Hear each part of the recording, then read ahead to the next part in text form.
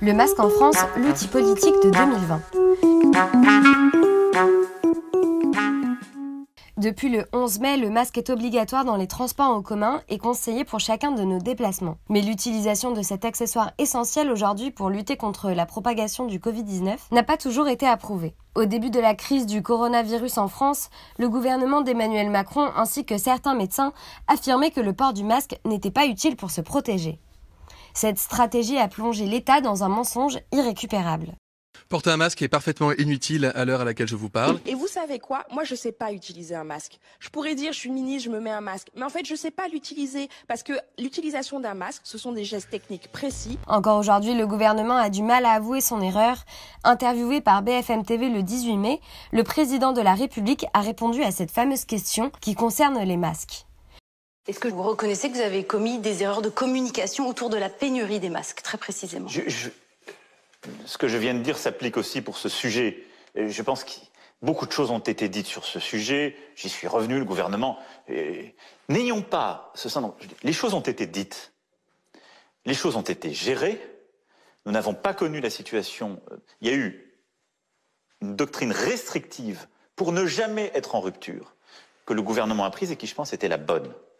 Le gouvernement a sûrement agi ainsi pour cacher le manque de masques qu'il disposait. Au début de la crise, l'État n'avait qu'un stock de 150 millions de masques chirurgicaux destinés aux citoyens et une quantité quasi nulle pour les soignants, soit le masque FFP2. Selon Olivier Véran, actuel ministre de la Santé, si le stock est réduit, ce n'est pas une faute qui date d'aujourd'hui.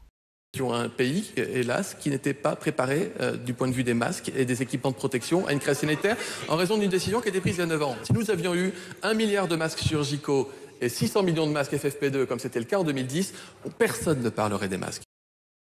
En 2012, le gouvernement de François Hollande avait pris la décision d'écouler le stock sans le réapprovisionner. Pour comprendre pourquoi le gouvernement avait décidé de porter peu d'intérêt à stocker des masques, il faut revenir au gouvernement précédent de Nicolas Sarkozy en 2009 lors de l'épidémie de la grippe H1N1. La France commande 91 millions de doses de vaccins et possède 1 milliard de masques en stock. Ces décisions sont considérées inutiles à l'époque, ce qui vaut un grand nombre de critiques à l'égard de Roselyne Bachelot, la ministre de la Santé. Aujourd'hui, après avoir traversé cette pénurie de masques, l'État affirme sur son site internet que 20 millions de masques par semaine sont reçus. Tous les citoyens peuvent s'en procurer, mais à quel prix? L'obligation de porter un masque dans les transports en commun et pour beaucoup d'autres déplacements nous amène à nous poser la question, les masques sont-ils gratuits? Toujours selon le site de l'État, 5 millions de masques lavables sont donnés aux citoyens les plus précaires via les centres communaux d'action sociale, ainsi qu'à tous les travailleurs dans le secteur de la santé. Cette décision de fournir gratuitement aux plus démunis et ainsi qu'aux métiers à risque est une évidence, mais pourquoi tous les citoyens ne peuvent pas y accéder si cet accessoire est essentiel pour nous protéger? Il y a eu une tentative à l'Assemblée nationale, mais sans succès. La France insoumise a proposé un amendement dans la nuit du 8 au 9 mai par Alexis Corbière.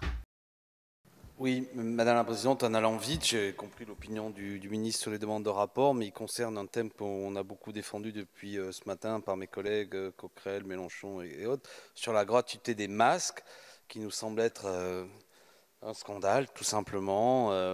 Vous l'avez observé, 7 ordres de professionnels de santé ont publié un communiqué commun le 30 avril pour pointer ce grand nombre de masques qui débarquent dans la grande distribution alors qu'ils en ont tant manqué. Vous avez décidé que des amendes assez significatives puissent être faites contre nos concitoyens quand ils ne portent pas de masque, mais il est demandé tout de même qu'ils soient achetés, etc. Juste une anecdote, je suis député notamment de la ville de Montreuil. La ville de Montreuil s'est fait dérober à la frontière un camion entier de milliers de masques, et c'est très symptomatique de cette spéculation, ce petit banditisme qui se développe autour de ce business des masques. Si précisément ils étaient gratuits, s'il n'y avait pas tous ces phénomènes de spéculation, les choses seraient assez différentes. Voilà l'objet du rapport que nous vous demandons. Je vous remercie. Merci. Madame la rapporteure. Je mets aux voix qui est pour, qui est contre. Il est rejeté. Vous l'aurez compris, le gouvernement ne souhaite pas rendre gratuits les masques à l'échelle nationale, mais plutôt à l'échelle locale. Selon le site de l'État, le gouvernement prend en charge 50% du coût des masques grand public commandés par les collectivités.